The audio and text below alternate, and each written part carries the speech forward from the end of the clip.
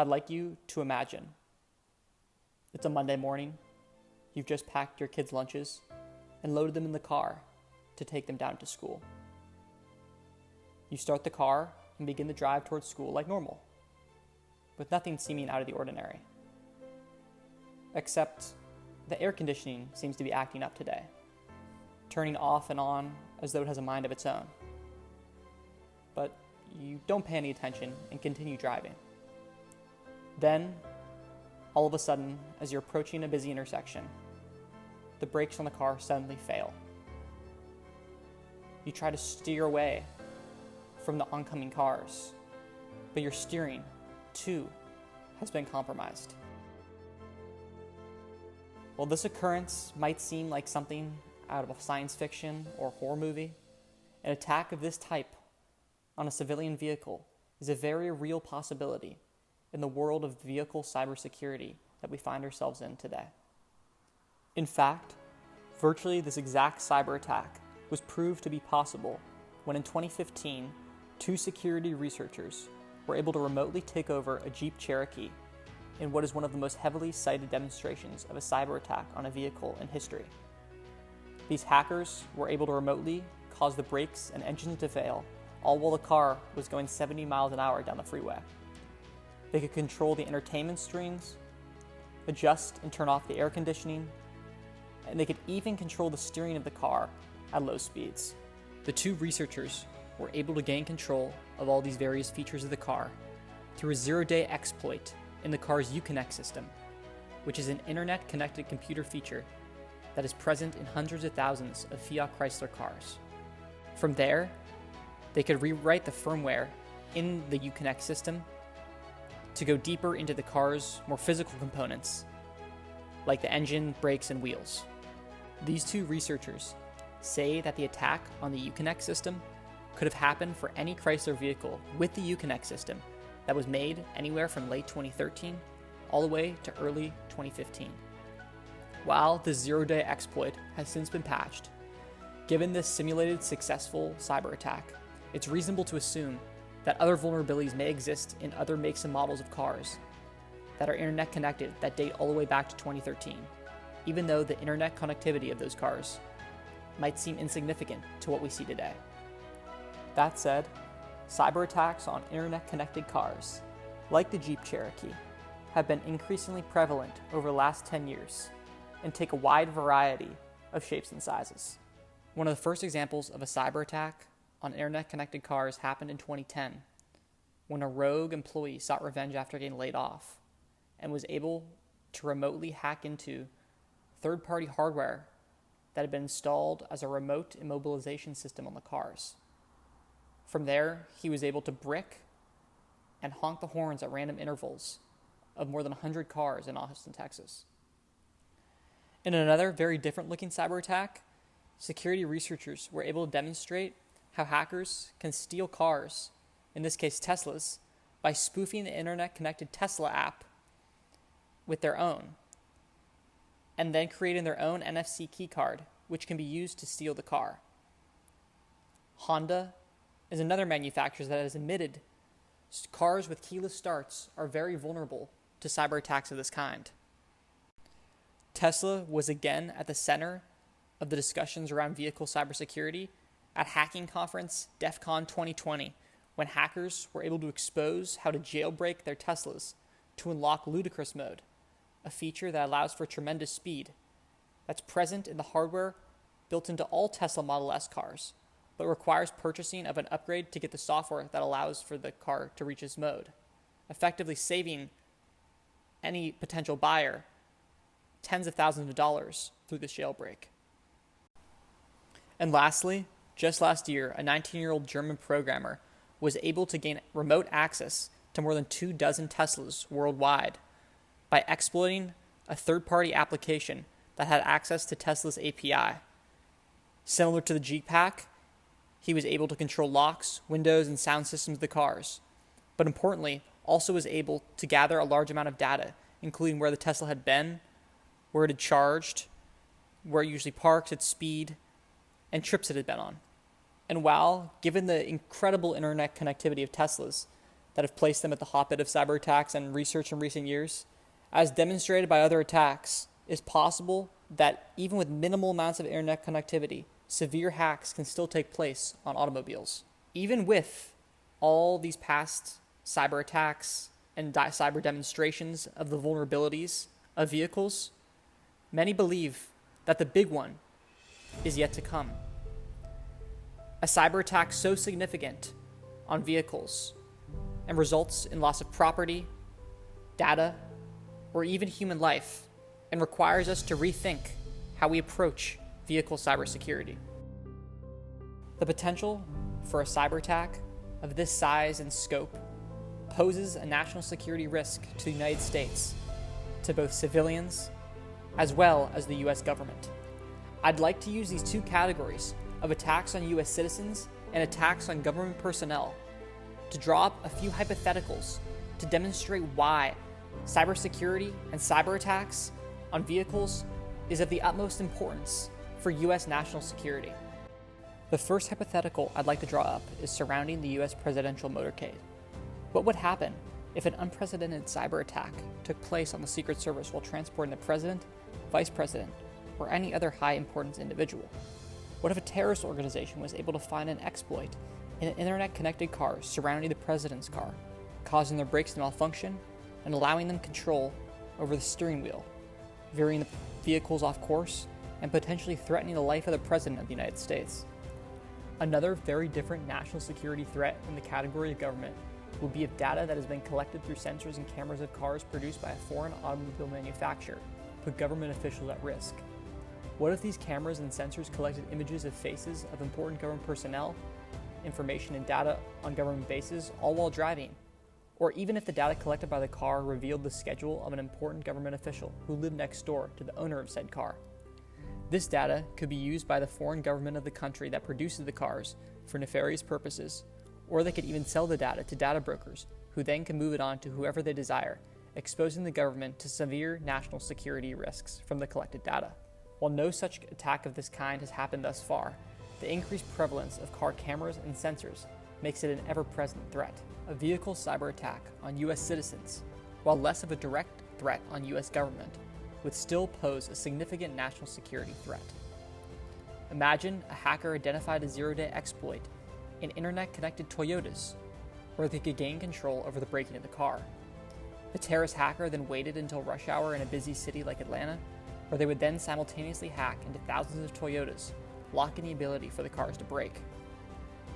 Cars on the highways would veer out of control as they would be unable to stop, and there would be crashes, blockages, collateral damage, and even loss of human life caused by this attack on just one city using one exploit. A vehicle cyber attack on US citizens could be much more targeted. What if a foreign government wanted to kill an American journalist who had been criticizing said foreign government? It's possible that all they would need to know is the make and model or VIN number of the journalist's car, where they could then hack into the car and cause a fatal crash the next time the journalist drove, quietly disposing of the journalist and leaving no trace, all on the journalist's home soil. Such an attack would be a severe national security threat if foreign governments could make targeted attacks of this kind on US soil. While cyber attacks on vehicles do pose a significant national security threat to the United States, various sets of best practices and standards have been established to help mitigate these risks. The first being ISO/SAE 21434. It is a cybersecurity standard established from a consensus of expert recommendations from 82 companies and 16 nations, addressing and outlining specific engineering requirements for cybersecurity risk management in all phases of the life of the vehicle, from vehicle concept to production and development, operation of the vehicle, maintenance, and all the way until decommissioning of the vehicle. This is the primary industry standard used in the US for vehicle cybersecurity.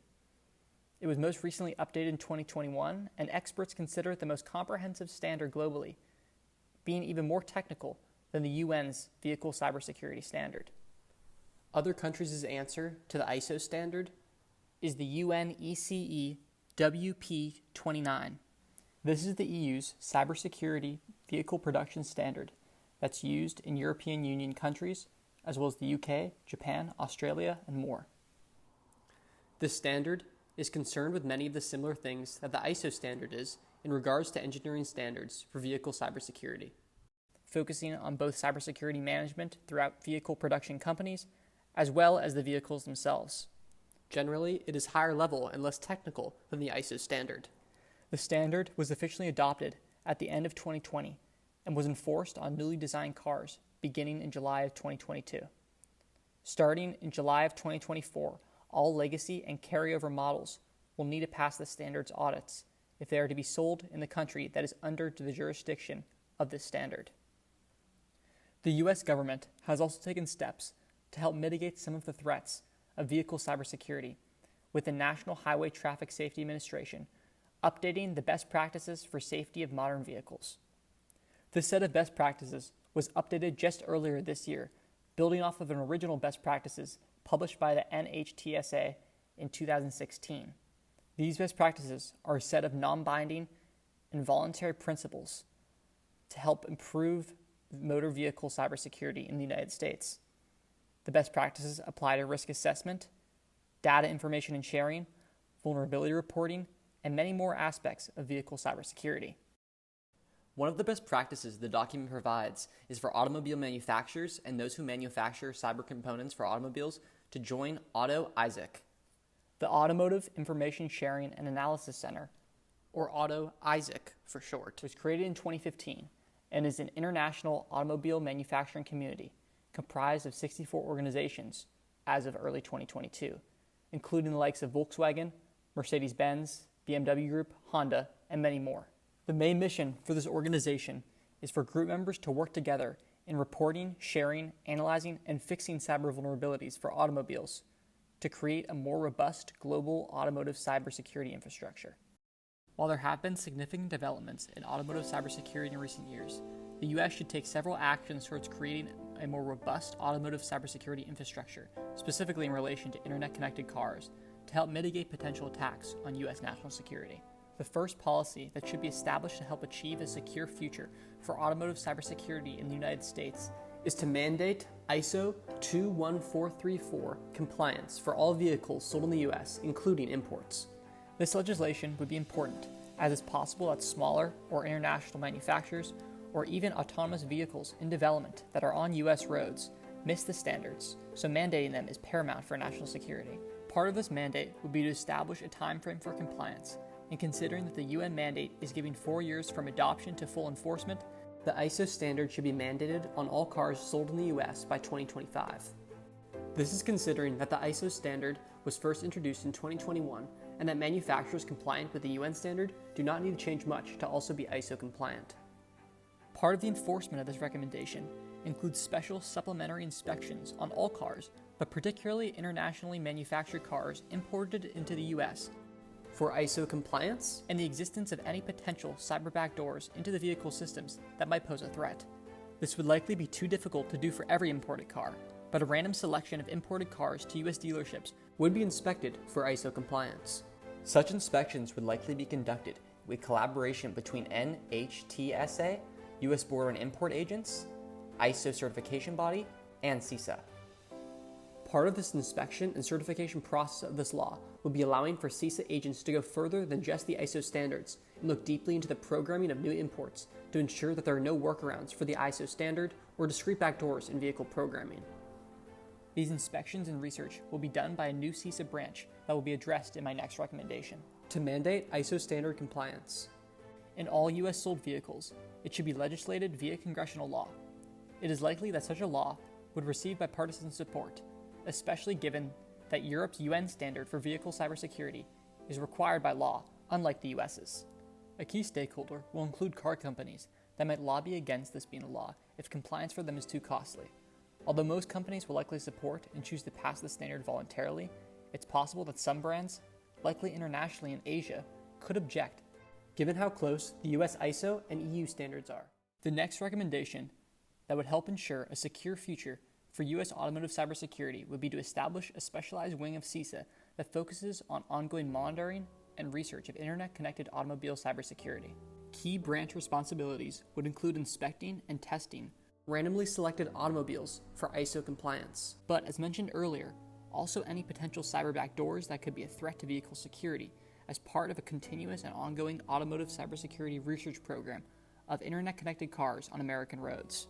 Their other central responsibility would be tasking the branch with certifying updates for internet-connected vehicles, with particular emphasis on legacy and older vehicles, to provide an extra layer of security on top of strictly enforcing the ISO standard. If any vulnerabilities or backdoors are identified, the branch can establish if they are malicious, and, if so, can take more significant action involving other government branches. If malign, the branch can alert the manufacturer on the need to make corrections if the vulnerability is deemed a risk to the vehicle owner or the nation. CISA already has a branch dedicated to autonomous vehicles, but connected vehicles and older legacy connected vehicles present a significant cyber national security threat.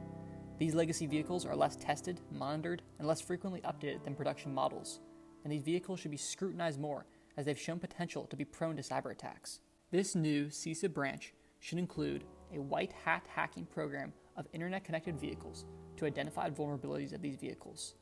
The branch would work to certify that software updates are as robust and free of potential exploits as possible.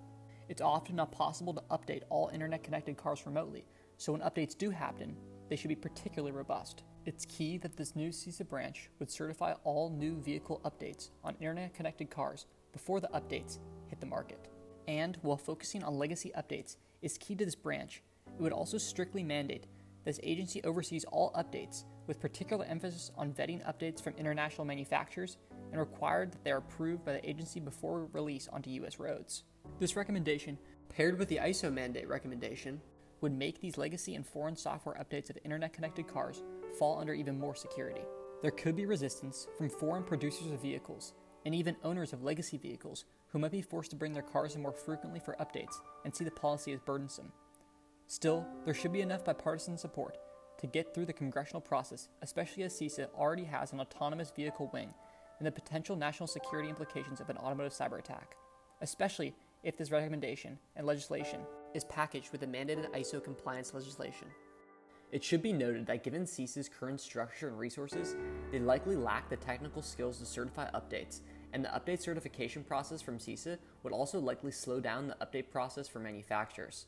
Heavy investment in cyber infrastructure and capability into this new branch will be required to help mitigate these concerns of certification capacity and drags on the vehicle update supply chain. The third recommendation would be to establish a policy prohibiting automotive companies from transmitting data outside of United States borders. This policy would effectively mirror a 2021 Chinese policy that requires companies to report to the Chinese government what type of data they are collecting on drivers and prohibits transmitting this data outside of Chinese borders. In response to this policy, Tesla quickly complied with the new regulations and opened their own dedicated data center on mainland China. This is a good policy, and the US should mirror it in order to mitigate a national security threat caused by leaked or exploited vehicle camera or sensor data, especially if such vehicles are coming near government bases or individuals as spoken of in an earlier hypothetical. This policy would be a good step towards future-proofing US automotive cybersecurity policy that will likely see even more internet-connected cars fitted with more sensors and cameras, even if they aren't fully autonomous. A key part of this policy would be enforcement over the data centers to ensure data isn't being covertly transferred out of the country from them. CISA, given their extensive expertise securing government networks, as well as the FBI, given their experience with combating cybercrime, would be the two bodies tasked with this enforcement. While some international car producers might find this policy burdensome, given that another global superpower has just implemented this policy, it should not receive extensive resistance. Given how on-trend data security is, there will likely be a large contingent that supports such a policy, and it could likely pass via congressional law, especially if sold as a counter to China's recent legislation. Of course, one of the potential repercussions of this policy is either sanctions from other countries on U.S. automobiles, them not choosing to sell their cars in the U.S., or similar policies that will require U.S. corporations to invest in database real estate overseas. Still, the potential for increased prevalence of a vehicle data cyber attack poses too great of a risk to be allowing for foreign car manufacturers to be collecting and transmitting increasingly detailed data on U.S. citizens overseas. The last action the U.S. should take for a safe future of automotive cybersecurity is to establish a special cybersecurity standard for Secret Service vehicles and those vehicles used by members of the President's cabinet, like the Secretary of Defense and the Secretary of State. It's possible that one of these standards could exist but such a framework is not available to the public. And while the Secret Service does have a cyber division, it does not advertise it as being concerned with vehicle cybersecurity. Given the importance of the task of protecting high-value individuals like the President and the members of his cabinet, Secret Service Cyber Division should work with CISA vehicle cybersecurity branches, vehicle manufacturers, and the Department of Homeland Security to develop a special set of standards for all internet-connected vehicles in the Secret Service's fleet and for vehicles that are cleared to transport cabinet members. Government vehicles more broadly should be adequately covered by consumer policy, and it would likely be too difficult to enforce a higher level standard for thousands of government cars. For example, the Department of Defense alone has roughly 170,000 non-tactical vehicles like buses and cars used at bases.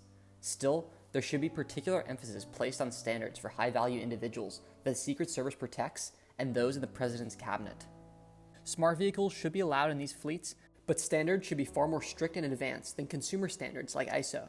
To protect the President, Vice President, and cabinet members from the threat of cyber attacks on their vehicles. Under this law, the Secret Service, with input from collaborating branches, would be given full executive jurisdiction to update the standards at any time as automotive cybersecurity develops. The Secret Service would be given this task given their extensive experience protecting presidents as well as securing his vehicles, and the protection they've also given to certain cabinet members for certain instances in the past, like the Secretary of Homeland Security and the Secretary of the Treasury. The standard would likely emphasize encryption And how internet-connected vehicles in the fleet can operate using more protected government servers. While outside the scope of this documentary, it's likely that such a standard will have to determine if autonomous vehicle systems should have any place in these vehicle fleets in coming years. There might be opposition from those who believe that the President, Vice President, and cabinet members' vehicles are secure enough already, or those who believe that such a standard would be unduly costly. An executive order establishing this special standard should be issued. given that it will likely be widely popular, and, given the immense harm an attack could cause, the standard should be set in place as quickly as possible. It's clear that internet-connected vehicles that are even almost 10 years old can pose a threat to U.S. national security, to both civilians and the U.S. government, and it's likely that the potential for cyber attacks on automobiles is only increasing with more internet connectivity. While it might be a cyber attack on a vehicle that one day causes severe harm here in the U.S., by mandating ISO vehicle cybersecurity compliance, creating a new branch of CISA focused on internet-connected cars, creating legislation preventing foreign car manufacturers from transmitting data collected by their cars outside the U.S., and creating a special vehicle cybersecurity standard for the Secret Service and presidential cabinet members, we can help strengthen U.S. automotive cybersecurity infrastructure and prevent a catastrophic cyber attack.